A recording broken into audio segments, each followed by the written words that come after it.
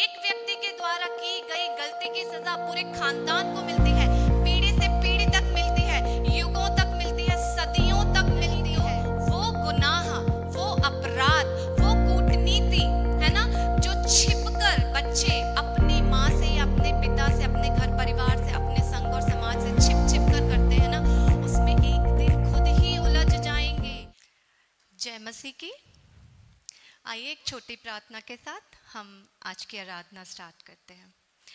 सर्वशक्तिमान पिता परमेश्वर, धन्यवाद करती हूँ आपके परिशुद्ध और पवित्र नाम का प्रभु। आज फिर एक बार आपने हम सबको मौका दिया है कि हम आपके पवित्र और परिशुद्ध नाम में आपकी शरण में आ सके प्रभु। हम आशा और विश्वास के साथ आए हैं प्रभु, हमें साफ करें, ठीक करें और शुद्ध करें प्रभु, ताकि प्रभु हम दिन प्रतिदिन अपने आप को आपकी राह में आगे बढ़ाते रहें प्रभु, और हर प्रकार के आतंक और विघ्न को पार कर कर आपकी दृष्टि में निर्दोष बन सके प्रभु। विश्वास करती हूँ प्रभु कि वचन के द्वारा आप हमसे बात करने जा रहे हैं और हम सबको सही राह और सही दिशा दिखा रहे हैं। प्रभु के मीठे और प्यारे नाम से मांगती हूँ, आमीन।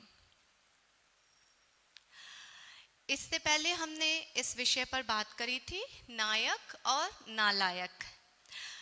उसको हमने पार्ट 1 कहा था और आज हम उसके दूसरे भाग के बारे में जानने की कोशिश करें। 1 सैमुएल 17 अध्याय और 50 वचन।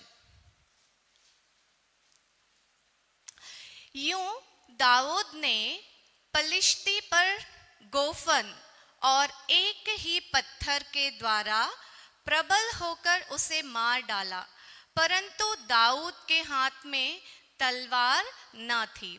हम सब इस विषय को जानते हैं, हमने इससे पहले कई बार इस विषय पर बात करी है।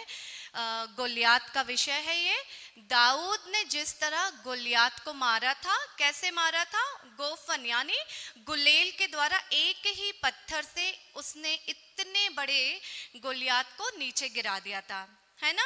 और इसमें क्या बताया, अगर हम इसके और भी इसके आगे पढ़ेंगे तो उसमें दाऊद की आकृति को बताया गया है कि वह लड़का ही था और उसके मुख से लाली छलकती थी, है ना। मतलब वो अभी बच्चा था और वो इतने कोमल शरीर का था, उसका आकार और उसकी आकृति ऐसी थी कि वो बहुत बच्चे की तरह दिखाई देता था, है ना। फिर भी एक बच्चे के अंदर ऐसी सामर्थ्य कैसे आई, है ना। उसने एक ही शॉट में, हम बोलते ना एक ही शॉट में हमने काम कर दिया। गुलेल के द्वारा, एक छोटे से पत्थर के द्वारा दाऊद ने क्या किया? गोलियात को मार गिराया, है ना। आगे हम 51 वचन पढ़ेंगे। तब दाऊद दौड़कर पलिश्ती के ऊपर खड़ा हुआ और उसकी तलवार पकड़कर म्यान से खींची और उसको घात किया और उसका सिर उसी तलवार से काट डाला। यह देखकर कि हमारा वीर मर गया है, पलिश्ती भाग गए, है ना। ये 2 वचन के द्वारा मैं आपको ये बताना चाहती हूँ कि दाऊद जो आकृति में, आकार में गोलियात से बहुत छोटा था, लेकिन उसने गोलियात को कैसे गिराया, है ना। हम किस विषय पर बात कर रहे हैं? हम नायक और नालायक वाले विषय पर बात कर रहे हैं, और इस आज दूसरे भाग में हम इसे एक अंजाम देना चाहते हैं ना। नायक का भी अंजाम होगा और नालायक का भी एक अंजाम होगा, है ना। अंजाम हर एक स्थिति का होता, एक कंक्लूजन, एक रिजल्ट तो हमें हर बात का मिलता है ना। तो नायक का क्या अंजाम होगा और नालायक का क्या अंजाम होगा, हम इस वचन के द्वारा जानने की कोशिश कर रहे हैं, है ना। तो यहाँ पर क्या बोला गया है कि दाऊद ने गुलेल के द्वारा एक छोटे पत्थर से गोलियात को मार गिराया, है ना।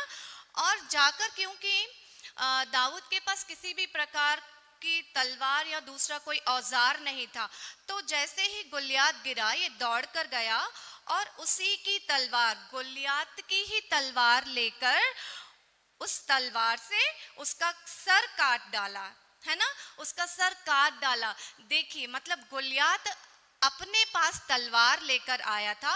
उसकी कॉस्ट्यूम कहते थे, उसकी ड्रेसिंग, उसकी पोशाक कैसी थी, पूरी जो युद्ध के लिए हम तैयारी करके आते ना, वैसी पोशाक पहनकर आया था। और दाऊद कैसे आया था? एक साधारण व्यक्ति की तरह, एक बच्चे की तरह, जिसके चेहरे से लाली छलक रही थी, ऐसी उसकी आकृति थी, है ना। जबकि शाऊल ने दाऊद को, इससे पहले वाले वचन अगर हम पढ़ेंगे तो जब दाऊद ने कहा कि मैं गुलियात को मारने के लिए जाऊंगा, इस पलिश्ती व्यक्ति को मारने के लिए मैं जाऊंगा, तो शाऊल ने अपना कॉस्ट्यूम, जो भी युद्ध की तैयारी का होता है, युद्ध में पहना जाता है, वो सब इन्हें पहनाया था। लेकिन दाऊद ने क्या कहा कि मैंने इसे परखा नहीं है, ये जो आपने मुझे पहनाया है और ये जो तलवार है, इसे मैंने परखा नहीं है, मैं इसके साथ कंफर्टेबल नहीं हूं, है ना। तो ये क्या करते हैं दाऊद, वे उसे निकाल देते हैं। दाऊद ने उन सारे वस्त्रों को छोड़कर, इनको जैसी आदत थी उसी वस्त्र में, और अपना जो औजार था, दाऊद के पास अपना खुद का क्या औजार था? गुलेल, है ना, गोफन बोलते हैं, गुलेल और कंकर लेके आ गया, है ना। और इसी गुलेल और कंकर के द्वारा दाऊद ने क्या किया? इतने बड़े शरीर वाले, है ना, इतनी बड़ी आकृति वाले गोलियात को गिरा दिया, है ना। और क्या किया? गोलियात की ही तलवार से उसका सर काट दिया, क्योंकि दाऊद के पास किसी भी प्रकार का कोई तलवार नहीं थी, कोई भी औजार नहीं था, है ना। तो मैं इस वचन के द्वारा ये बताना चाहती हूँ, जब हम किसी और के जीवन में गड्ढा खोदते हैं, है ना, जब हम किसी और के लिए गड्ढा खोदते हैं, तो वचन कहता है उस गड्ढे में तुम खुद ही गिर जाओगे, है ना। और कौन गड्ढा खोदता है? एक नालायक व्यक्ति जो होता है ना, वो दूसरों के पीठ पीछे बुराइयां करता रहता है, गड्ढे खोदता रहता है, चुगली करता रहता है, जो कि परमेश्वर को बिल्कुल पसंद नहीं है ना। तो एक नालायक व्यक्ति का अंजाम क्या हुआ? शरीर में, आकृति में इतना बड़ा होने के बाद भी, उसकी सेना इतनी सारी होने के बाद भी, है ना, इतने डोले शोले होने के बाद भी, हमने देखा है ना, अगर हम गोलियात के बारे में अगर उसकी कोई पिक्चर देखेंगे तो हमें कैसा दिखाया जाता है? इतना बड़ा शरीर, इतने उसके मसल पावर दिखाई जाती है, इतने डोले शोले दिखाई जाते हैं, और उसका पूरा युद्ध का पहनावा होता है, बड़ी बड़ी बातें, डींगे मारना, है ना। इस तरीके का हमें गोलियात का स्वभाव दिखाया जाता है। तब क्या हुआ? ये सब काम आया, है ना। ईश्वर की दृष्टि में, ईश्वर के कार्यों में, है ना, ईश्वर जो करवाना चाहते हैं वो एक साधारण व्यक्ति से भी करवा लेते हैं। और यहाँ पर दाऊद क्या बने? नायक बने, क्योंकि दाऊद की क्या उनका कैसा स्वभाव है? दाऊद का रक्षा करने वाला स्वभाव है ना। वो जिस तरह रक्षा करने के स्वभाव से आए थे कि मैं मेरी जनता की रक्षा करूंगा, मैं इतने देशवासियों की रक्षा करूंगा, है ना। जो रक्षा करने का स्वभाव रखता है, जो बचाने का स्वभाव रखता है, जो बनाने का स्वभाव रखता है ना, वो नायक होते हैं, है ना। नायक कभी किसी का कुछ बिगाड़ते नहीं है ना। तो यहाँ पर क्या हो रहा था? गोलियात नुकसान कर रहा था, गोलियात लोगों को मार रहा था, गोलियात बिगाड़ रहा था, लेकिन परमेश्वर ने क्या किया? एक साधारण से व्यक्ति के द्वारा इतने बड़े गोलियात को गिरा दिया। तो यहाँ पर वचन कहता है कि जब हम किसी का काम बिगाड़ने की कोशिश करें, जब हम किसी के जीवन में अशांति फैलाने की कोशिश करें, लड़ाई झगड़ा, है ना, मारपीट और इस तरीके का माहौल जब हम बनाते हैं ना, तो वो नालायकों में गिने जाते हैं। और उनका अंजाम और उनका अंत ये होता है कि वो जो, है ना, जो गड्ढा दूसरों के लिए खोदते हैं, जो तैयारी वो दूसरों की हानि के लिए करते, वो हानि उन्हीं पर आ पड़ती है। उस गड्ढे में वे खुद ही गिर जाते हैं। यही अंजाम होता है एक नालायक व्यक्ति का। ये मैं नहीं कह रही हूँ, ये पवित्र शास्त्र का वचन कह रहा है। और इसीलिए हम सबको किसकी तैयारी करनी चाहिए? क्या बनने की तैयारी करनी चाहिए? बताइए, हम सबको कैसा बनना चाहिए? नायक बनना चाहिए, है ना। क्योंकि नायक क्या करता है? क्यों नायक बनना चाहते?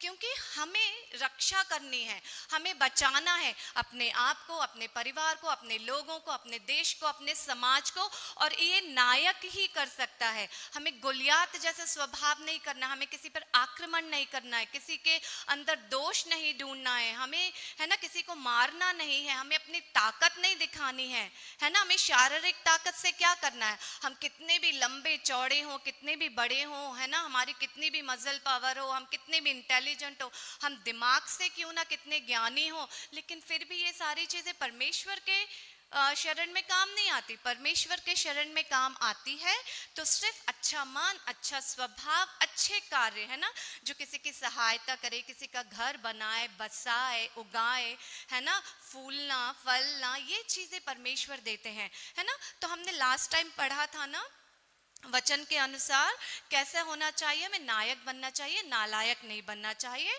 तो उस दिन इतना समय नहीं था कि मैं कुछ एग्जाम्पल्स या उदाहरण आपको दे सकती, तो हम ये दूसरे भाग में आपको कुछ उदाहरण दे रहे हैं कि देखिए पवित्र शास्त्र हमें क्या सिखा रही है ना। नायक, हम सब लोगों को नायक बनने के लिए बोल रही है, क्योंकि कहीं ना कहीं इस समाज में इस वक्त इतनी कुटिलता चल रही है, जहाँ पे कहीं ना कहीं हम एक दूसरे को गिराकर आगे बढ़ने की कोशिश कर रहे हैं। और हमें बड़ा बनने की जो इच्छा है ना हमारे अंदर, वो किसी को गिराने से हम बड़ा नहीं बनते, है ना। किसी गिरे हुए को उठाकर हम बड़ा बन सकते हैं, है ना। किसी चोट खाए हुए व्यक्ति का सहारा बनकर हम बड़ा बन सकते हैं, है ना। और नायक हमेशा गिरे हुए व्यक्ति को संभालता है ना, किसी घायल व्यक्ति को वो संभालता है। संभालने वाला जो गुण है वो नायक के अंदर होता है ना। चलिए एक और वचन हम देखेंगे, डैनियल 6 अध्याय 16 वचन। डैनियल 6 अध्याय 16 वचन। तब राजा ने आज्ञा दी और दानियेल लाकर सिंहों की माद में डाल दिया गया। उस समय राजा ने दानियेल से कहा, तेरा परमेश्वर जिसकी तू नियत उपासना करता है वही तुझे बचाए। हम ये विषय भी जानते हैं ना, हमने दानियेल के बारे में बहुत अच्छी तरीके से पहले से सुन रखा है ना, कि दानियेल बहुत अच्छे व्यक्ति थे, वो परमेश्वर से बहुत लगाव रखते थे और वो अपने समय पर परमेश्वर की शरण में प्रार्थना किया करते थे, है ना। और इनकी आत्मा जो थी वो उत्तम आत्मा कहलाती। दानियेल की आत्मा को कहा गया यह उत्तम आत्मा इनके अंदर रहती थी, है ना। वे अपना काम बहुत अच्छी तरीके से करते थे।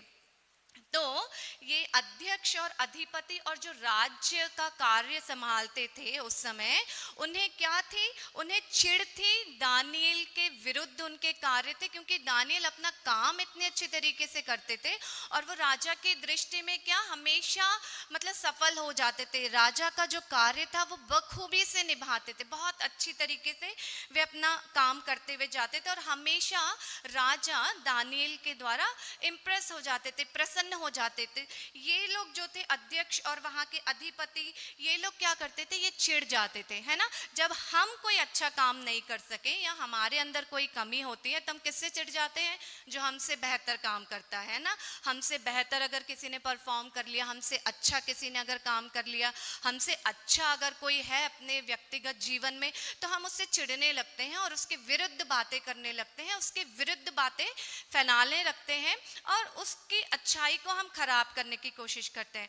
तो दानियेल के साथ भी यही हुआ। दानियेल जब राजा की दृष्टि में हर काम में सफल होने लगे और राजा इनसे बहुत प्रसन्न होने लगे, तो इन अध्यक्षों को बुरा लगा और इन्होंने दानियेल के अंदर दोष ढूंढने की कोशिश की। लेकिन दानियेल थे परमेश्वर की व्यक्ति और उनकी आत्मा से भरे हुए, परमेश्वर की आत्मा का वास था उनके अंदर, तो इनके अंदर कोई दोष नहीं मिलता था। तब तो इन्होंने क्या सोचा कि परमेश्वर के कार्य के द्वारा ही इनके अंदर दोष ढूंढा जाए, है ना। वैसे तो कोई दोष नहीं मिलेगा, लेकिन अब इनको अगर फंसाना है, उलझाना है, राजा की दृष्टि में इन्हें दोषी बनाना है, तो सिर्फ परमेश्वर के ही कार्य के द्वारा मैं इसे दोषी बना सकता हूं करके सारी टीम ने, है ना, जो ये राज्य कार्य करने वाले थे ना, उनकी सारी टीम ने दानियेल के विरुद्ध चाल चलना शुरू कर दिया, इनके अंदर दोष ढूंढना शुरू कर दिया। और वो हम जानते हैं कि फिर इनके अंदर जब बोला गया कि राजा की मूर्ति के सामने प्रेयर करो, प्रार्थना करो, दंडवत करो, और दानियल ने इनकार कर दिया और उन्होंने अपने सच्चे जीविता परमेश्वर की ही शरण में प्रार्थना किया, तो जो इन राज्य अधिकारियों को मौका मिल गया था तो उन्हें दोषी की तरह पकड़ लिया, है ना, और दोषी बनाकर राजा के सामने लेकर गए, है ना। तब क्या हुआ, क्योंकि उन्होंने पहले से ही, इन अध्यक्षों ने क्या किया था, चालाकी से राजा के द्वारा वो सारे पत्र बनवा लिए थे और उस पे मोहर भी लगवा ली थी कि जो व्यक्ति आपको दंडवत नहीं करेगा, जो व्यक्ति आपके विरुद्ध किसी और को परमेश्वर मान के उनकी प्रार्थना करेगा, उनके शरण में दंडवत करेगा, उसको दंड देना पड़ेगा, है ना। तो राजा भी मान गए थे। अब क्या हुआ कि दानियल इसी विषय पर मिल गए, है ना, इनकी चालाकी में दानियल अब आ गए थे, है ना। इन लोगों ने सोचा कि मैंने फंसा लिया है दानियल को। अब राजा भी विवश है यहाँ पर, है ना, राजा कुछ नहीं करते, कुछ भी नहीं कर पाए, क्योंकि ये पूरा जो भी काम था ये सिस्टमैटिक तरीके से चल रहा था और उन पत्रों पर राजा की मोहर भी लगा दी गई थी।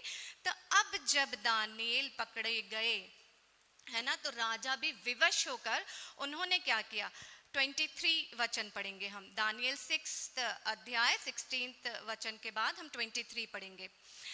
तब राजा ने बहुत आनंदित होकर दानियल को गड्ढे में से निकालने की आज्ञा दी।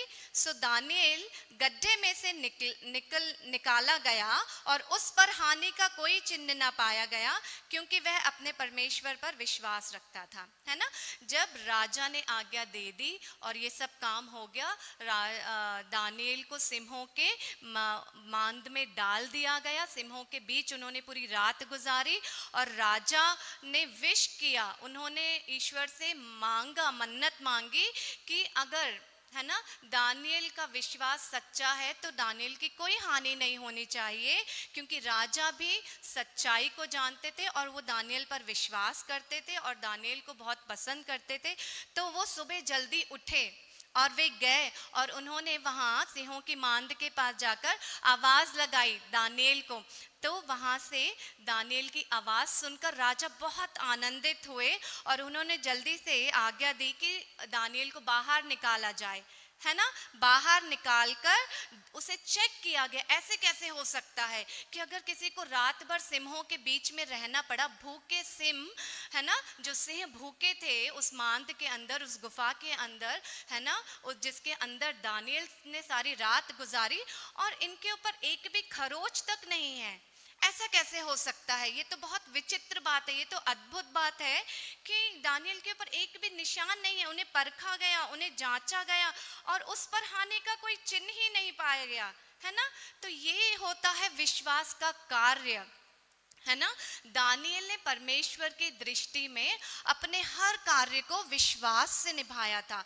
उनके अंदर कोई दोष नहीं पाया गया, उनके अंदर कोई कमी नहीं पाई गई और उनके सच्चे जीविता परिशुद्ध परमेश्वर ने जो वादा किया था दानियल से, उसे निभाया कि वे इनकी रक्षा करेंगे, है ना। जब हमारे अंदर कोई दोष ना हो, जब हम किसी की बुराई ना करें, जब हमारे अंदर ऐसा स्वभाव हो जो परमेश्वर से जुड़ा हुआ है, हम किसी के भी पीछे चुगली नहीं करते, चाटुकारिता नहीं करते, हेरा फेरी नहीं करते, कूटनीति नहीं करते, जब हम किसी को भी फंसाने की कोशिश नहीं करते, किसी को गलत राह और दिशा नहीं दिखाते, किसी को परमेश्वर के मार्ग से हम भटकाते नहीं हैं, तो परमेश्वर उनके जीवन में ऐसे कार्य करते हैं ना। सिंहों के बीच में से भी परमेश्वर अपने बंदों को ऐसे बचाकर निकाल कर ले आते हैं।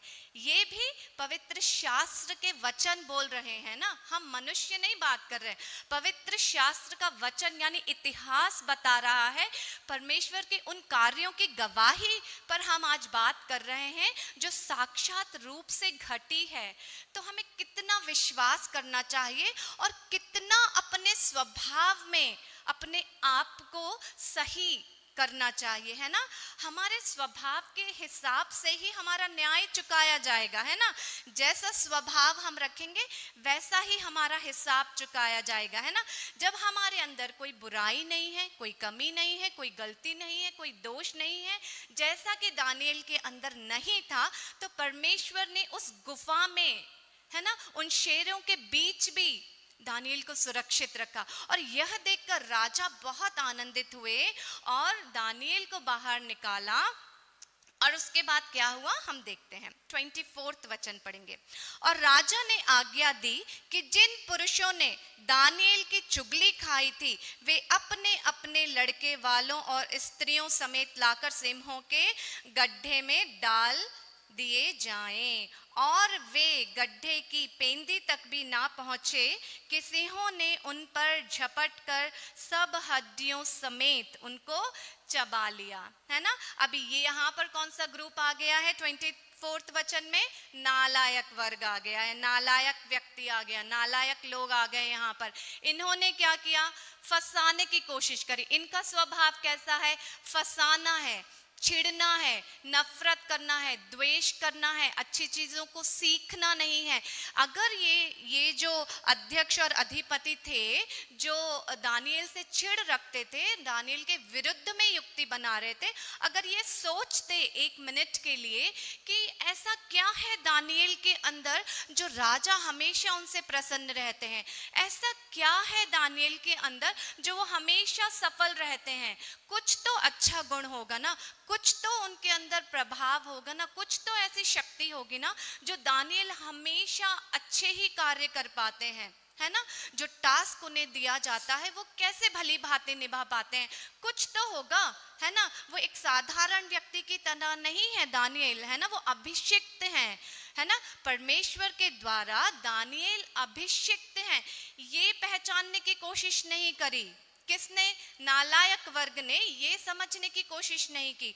बस उन्होंने देखा अपने आप में और दानियल में डिफरेंस देखने लगे। हमेशा ऐसे कैसे होगा कि दानियल ही सक्सेस क्यों होता है, दानियल ही राजा को प्रसन्न क्यों करता है, दानियल का ही काम क्यों सफल होता है ना, ऐसे क्यों करके ये लोग उससे विरोध करने लगे, नफरत करने लगे, चिढ़ने लगे, लेकिन उन्होंने जानने की कोशिश नहीं करी। है ना, तो ये जो नालायक वर्ग था जिसने चालाकी करी, चाटुकारिता करी, कूटनीति करी, है ना, राजा को रिझाने के लिए जो स्कीम, जो प्लान इन्होंने बनाया था दानियल के विरुद्ध, उसमें खुद फंस गए, उसके अंदर खुद ही फंस गए बुरी तरीके से। है ना, जब भी हम किसी और के जीवन में किसी को फंसाने की कोशिश करते हैं, उसको गड्ढे में डालने की कोशिश करते हैं, किसी के जीवन को दुख से भरने की कोशिश करते हैं, तो परमेश्वर अपने वचन के द्वारा हमें बता रहे हैं कि वो कूटनीति उसी व्यक्ति पर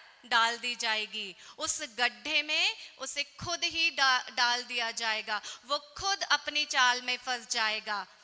पवित्र शास्त्र के वचन आपको और हमें आज स्पष्टता से बता रहे, अपने हृदय को साफ करें, अपने विचारों में स्वच्छता रखें, किसी के लिए भी आप अपने मन में बुराई ना रखें। है ना, जो आपको परमेश्वर ने ज्ञान दिया है, जो हमें परमेश्वर ने ज्ञान दिया है, उतना काफी है हमारे लिए, अच्छे जीवन के लिए। है ना, हर इंसान को परमेश्वर ने कुछ ना कुछ गुण दिए हैं।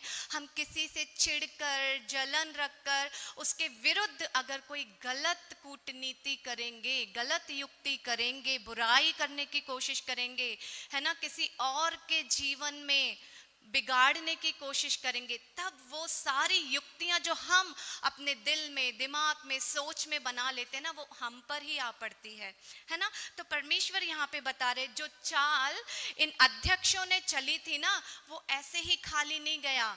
परमेश्वर का बंदा दानिएल, है ना, जो सबको प्रिय था, राजा को भी प्रिय था और परमेश्वर को भी प्रिय था, परमेश्वर ने उन्हें बचा लिया। है ना, लेकिन ये किस पर पड़ गया? है ना, ये दोष किस पर पड़ गया? है ना, अब किस पर पड़ गया? ये जिन पुरुषों ने दानिएल के विरुद्ध युक्ति बनाई थी, उनको खुद ही को उस गड्ढे में डाल दिया गया, जिसके अंदर सिम थे, शेर थे। है ना, और वो गड्ढे के अंदर तक पहुंचे भी नहीं थे, उनकी हड्डियां भी ना मची और उन्हें खा लिया गया। लेकिन ये चाल जो चली गई थी ना, वो सिर्फ अध्यक्ष और अधिपति के द्वारा चली गई थी। लेकिन अब क्या हुआ, इसमें एक चीज हम ध्यान से देखेंगे, है ना, उन पुरुषों, जिन पुरुषों ने दानिएल की चुगली खाई थी, वे अपने अपने लड़के वालों और स्त्रियों समेत, है ना। ये बहुत इंपॉर्टेंट पॉइंट है। वो अपने बच्चों के समेत और स्त्रियों के समेत भी उस गड्ढे में डाल दी गए। अब इनका क्या दोष था बताइए? क्या इस अध्यक्ष के परिवार को, इस अधिपति के परिवार को पता था कि मेरे पिता है ना दानियल के विरुद्ध ऐसी गंदी चाल चल रहे हैं? पता था क्या? उनके स्त्रियों को घर में पता था? इस अध्यक्ष की माँ को पता था क्या कि है ना ये अध्यक्ष जो मेरा बेटा है या मेरा पति है या जो मेरे पिता हैं, ये एक व्यक्ति जो ईश्वर का बंदा है उसके विरुद्ध ऐसी गंदी युक्ति बना रहे हैं, उसे फंसाने की कोशिश कर रहे हैं? क्या इन्हें पता था?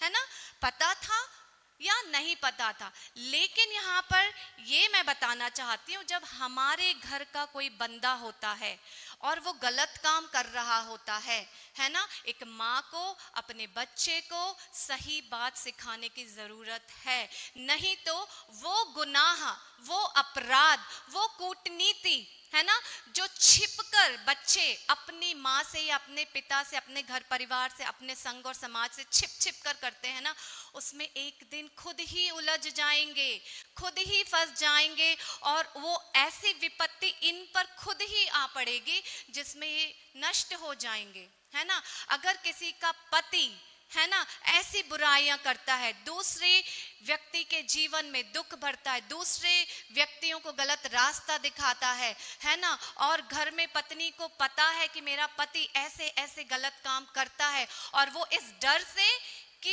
अगर मैं कुछ बोलूंगी तो मेरे पति से मेरी लड़ाई ना हो जाए, मेरा पति मुझे मारेगा, है ना, इस डर से अगर वो अपने पति की इन गंदी आदतों को, इस गंदे स्वभाव को छुपा कर जाने दो, मुझे क्या करना है, ऐसे चलती है अगर, तो एक दिन ये विपत्ति उस पति के साथ साथ इस पत्नी पर भी आकर पड़ेगी और ये भी उस गुनाह का शिकार हो जाएगी और इस तरह हड्डियां भी नहीं बचेंगी कि तुम शेरों के द्वारा चबा लिए जाओगे, है ना। तो ये बहुत मुख्य बात है जो हमें जानने की जरूरत है। यदि हमारे ही घर परिवार में, हम सब एक ही परिवार है ना, हमारे संघ में अगर कोई व्यक्ति ऐसा है तो हमारी जिम्मेदारी है कि आज हम उस बच्चे को, उस व्यक्ति को, उस लड़की को, उस लड़के को, उस औरत को, उस आदमी को सही बात सिखा सके। इसीलिए तो हम यहाँ पर इकट्ठे होते हैं। क्या संडे आया और हम टाइम पास के लिए यहाँ आ जाते हैं? है ना, टाइम पास के लिए तो नहीं आते होंगे ना। हम आए हैं तो यहाँ पर अपने परमेश्वर के नाम से कुछ ना कुछ कार्य करना भी है और आशीर्वाद प्राप्त भी करना है, और हम खाली हाथ यहाँ आकर खाली हाथ नहीं जाना है, खाली हाथ आकर झोली में आशीर्वादों को भरकर जाना है ना। तो ये जो चीजें हैं ना बहुत इंपॉर्टेंट है। जो इन लोगों ने चाल चली थी, अध्यक्ष और अधिपति ने जो चाल चली थी, इसमें कौन कौन जकड़ लिया गया? लड़के वाले भी जकड़ लिए गए, यानी उसकी संतान भी जकड़ ली गई, उसकी स्त्रियां भी जकड़ ली गई। स्त्रियों का मतलब सिर्फ पत्नी नहीं है, वो सारी स्त्रियां, बहनें भी हो सकती हैं, माँ भी हो सकती है, पत्नी भी हो सकती है, और भी कई लोग हो सकते हैं ना, सारा का सारा खानदान भी हो सकता है ना। जब हमें पता चल जाए कि मेरे घर में कुछ ऐसा चल रहा है जो अच्छा नहीं है, जो गलत है, उसे रोकने की हम सबको जरूरत है। यदि ऐसी कोई बात हमें पता चल जाती है जो हमारी कलीसिया का व्यक्ति है, हमारे चर्च का बंदा है, और वो कुछ ऐसी चीज कर रहा है जो सही नहीं है, हो सकता है कि भविष्य में उसका जीवन खराब हो जाए, तो हम सबकी जिम्मेदारी, हमें ये नहीं सोचना है वो मेरा बेटा थोड़ी ना है, वो मेरा भाई थोड़ी ना है ना, हमें ये नहीं सोचना है। वो एक इंसान है, एक व्यक्ति है, उसे सही सलाह देना, उसे सही राह देना, यही तो मकसद है हमारा चर्च आने का, यही तो उद्देश्य है हमारा चर्च आने का, है ना। तो फायदा क्या है अगर हम ऐसे काम रोक नहीं सकते, है ना। अगर सही समय पर इन अध्यक्षों को और इस अधिपति को, इस राज्य कार्य को करने वाले के अगर कोई एक व्यक्ति आता और इन्हें सही राह और सही दिशा दिखाता, तो ये सब लोग बच सकते थे ना। बचाना ही तो, एक इंसान को बचाना ही तो परिशुद्ध कार्य है, यही तो परमेश्वर का उद्देश्य है, और यही तो वो हमें सिखाना चाहते हैं, यही तो हमें जानने और समझने की जरूरत है। एक व्यक्ति के द्वारा की गई गलती की सजा पूरे खानदान को मिलती है, पीढ़ी से पीढ़ी तक मिलती है, युगों तक मिलती है, सदियों तक मिलती है ना। तो क्या आज अगर हम अपनी जुबान खोलकर एक व्यक्ति को सही सलाह दे सकते हैं, सही बात सिखा सकते हैं, तो क्या सदियों का कार्य नहीं कर रहे हैं हम? सदियों तक का एक अच्छा कार्य की नींव हम डाल रहे हैं, है ना? कितने लोग खुश हुएंगे? कौन खुश हुआ होगा कि एक पूरा परिवार जो है वो सिंहों की मांद में डाला गया और उनको शेरों ने चबा लिया, उनकी हड्डियां भी नहीं बची। ये खुशी की बात है क्या? ये अफसोस की बात है और ये दुख की बात है ना? ये खुशी की बात है कि दानिएल के अंदर परिशुद्धात्मा थे और वो बचा लिए गए, लेकिन दुख की बात ये है कि इन लोगों को बचाने के लिए जो सलाह दी जानी थी, ना उसकी पत्नी दे सकी, ना उसकी माँ दे सकी, ना उसके बच्चे दे सके, ना उसका पिता दे सका। उनके घराने में से किसी ने भी इन लोगों को सही बात नहीं सिखाई, सही सलाह नहीं दी, सही राह नहीं दी, और इसी वजह से सारा का सारा घराना उन शेरों की मांद में डाल दिया गया, है ना? ये हम सब की जिम्मेदारी है। आज पवित्र शास्त्र, पवित्र ग्रंथ हमको ये सिखा रहा है ना? सबसे पहली बात, किसी के भी दूसरे के जीवन में गड्ढा नहीं खोदो, किसी की पीठ पीछे बुराई नहीं करो, है ना? तुम्हें अगर अच्छा इंसान बनना है तो तुम अपनी दम पर बनो, है ना? किसी को बुरा बनाकर, किसी को नीचे गिराकर तुम अच्छा बनकर भी व्यर्थ है। तुम अच्छा बन ही नहीं पाओगे, है ना? तुम ग्रेट बन ही नहीं पाएगी। ग्रेट लोग जो होते हैं ना, वो अच्छे काम करते हैं। जैसे दानिएल, है ना? दानिएल नायक हैं, है ना? उनके अंदर कोई दोष नहीं पाया गया, है ना? वे राजा, दानिएल राजा से बहुत प्यार करते थे, बहुत पसंद करते थे। हम अगर पूरा ग्रंथ देखें, ये पूरा अगर हम ये अध्याय पढ़ेंगे तो इसमें बताया जाएगा कि राजा के द्वारा जो भी काम बताया जाता था, दानिएल बड़ी निष्ठा से करते थे, बड़े प्यार से करते थे और हर एक चीज को बहुत स्पष्ट रूप से पूरा कर कर देते थे, और राजा हमेशा इनसे प्रसन्न रहते थे, है ना? क्योंकि राजा भी जानते थे कि दानिएल के अंदर कुछ तो खास बात है, और उन दोनों की अपनी अंडरस्टैंडिंग थी। लेकिन बीच में ये लोग जो आ गए, है ना, ये जो चिढ़ का स्वभाव होता है ना, ये जो हेरा फेरी वाला स्वभाव होता है, ये बड़ा खतरनाक होता है, खतरनाक होता है। ये हम पर ही आ पड़ेगा। ये जो समय होता है ना, समय बदलते हुए ज्यादा वक्त नहीं लगता, है ना?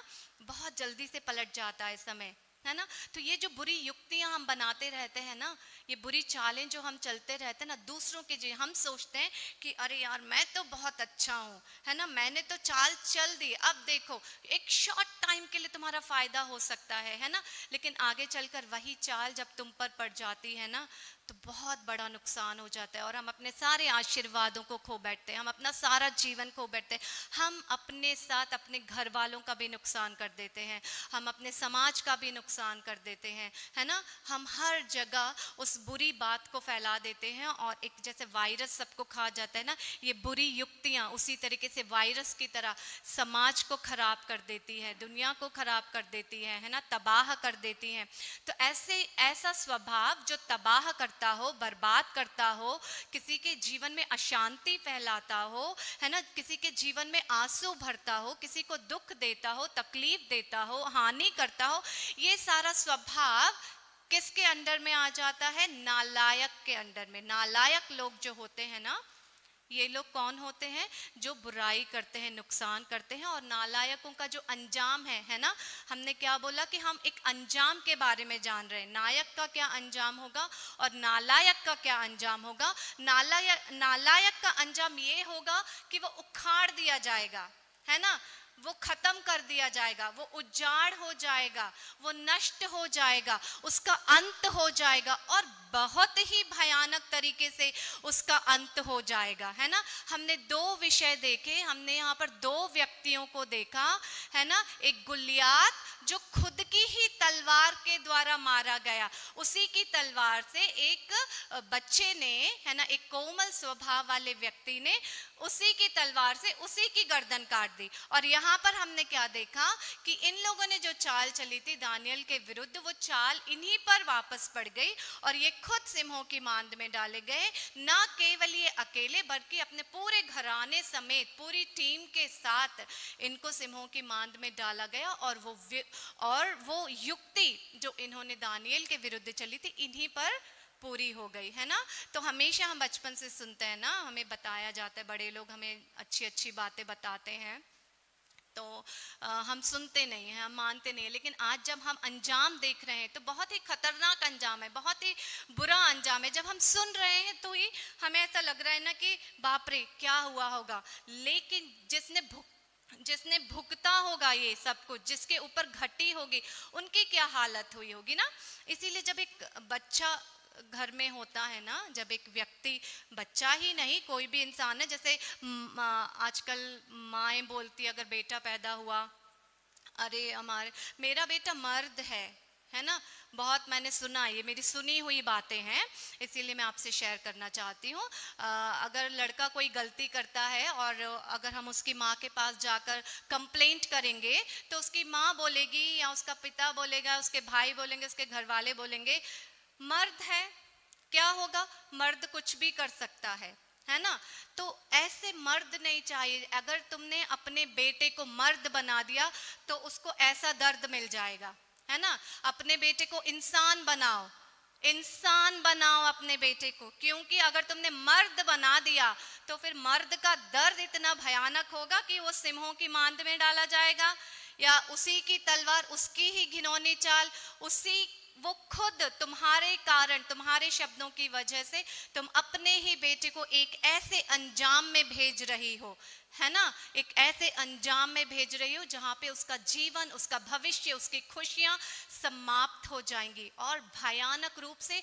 और उसकी जिम्मेदार ये माँ होगी, ये पिता होगा, उसका भाई होगा, उसका पूरा घराना होगा। क्योंकि जब उस बेटे को सही बात की जरूरत थी, सही सलाह की जरूरत थी, तब इन लोगों ने क्या किया, उसको सपोर्ट किया, उसको समझाया नहीं, उसको सिखाया नहीं, उसको अपनी ओर खींचते हुए उसे एक गलत मार्ग और गलत दिशा दे दी, और अपने बेटे को सही राह दिखाने के बजाय उसे ग्रेट एहसास करा दिया कि मेरा बेटा मर्द है ना। ये गलत बात है ना। जब वक्त आता है किसी भी व्यक्ति की जो मर्दानगी है ना, वो अच्छाई के लिए होनी चाहिए, सहायता के लिए होनी चाहिए। किसी दुखी के दुख को दूर करने में तुम मर्द बनो, है ना। किसी असहाय व्यक्ति का सहारा बनने के लिए तुम मर्द बनो, किसी का घर में पालन पोषण करने के लिए तुम मर्द बनो। ऐसे मर्द मत बनो,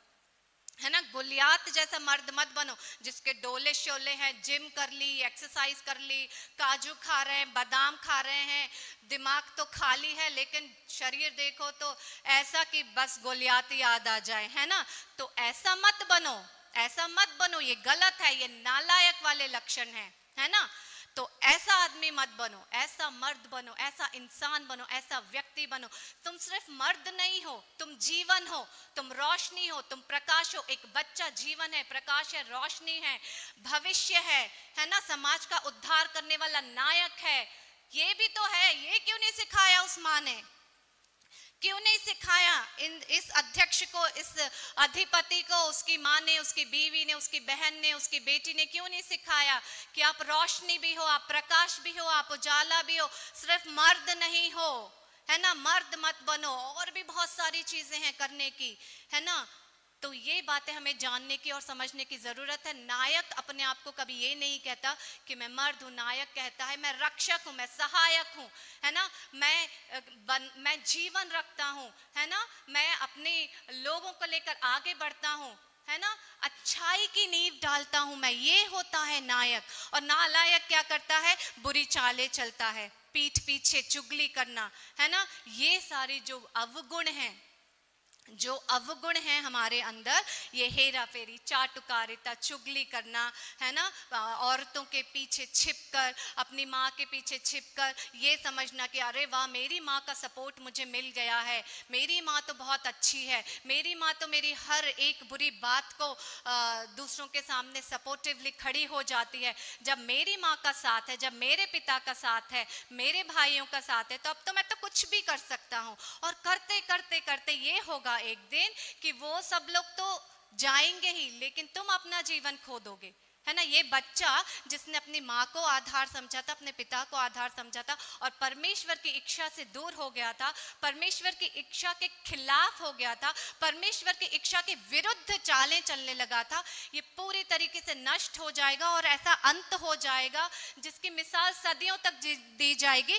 जैसे कि आज हम दे रहे हैं ना, एक नालायक की मिसाल हम दे के बात कर रहे हैं कि नहीं, ऐसा नहीं बनना चाहिए। और ये सीख उन सब के लिए है, क्योंकि ना वचन कह रहा है हमसे, है ना, क्या कह रहा है कि अपने लड़के वालों और स्त्रियों समेत एक व्यक्ति का किया हुआ गलत काम पूरे खानदान का अंत कर देगा। परमेश्वर की दृष्टि में अपने दोषों को ठीक करने के लिए आज भी हमारे पास वक्त है। बपतिस्मा लेकर, है ना, बपतिस्मा के द्वारा अपने आप को साफ करो, ठीक करो, शुद्ध करो और अपने दोषों से विमुक्ति पाओ और ईश्वर की महिमा में आगे बढ़ो, ईश्वर के कार्यों को करो, तो तुम्हारी ऐसी स्थिति को भी बदला जा सकता है ना।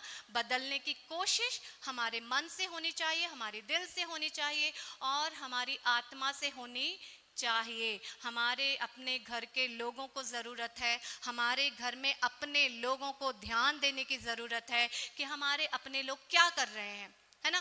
कलीसिया में हमें ध्यान देने की ज़रूरत है। जब इतने सारे लोग यहाँ पर आते हैं तो कौन क्या कर रहा है, कौन कैसी चाल चल रहा है, ताकि कोई भी बंदा नाश ना हो, नष्ट ना हो और किसी भी प्रकार का दोष उसमें ना हो।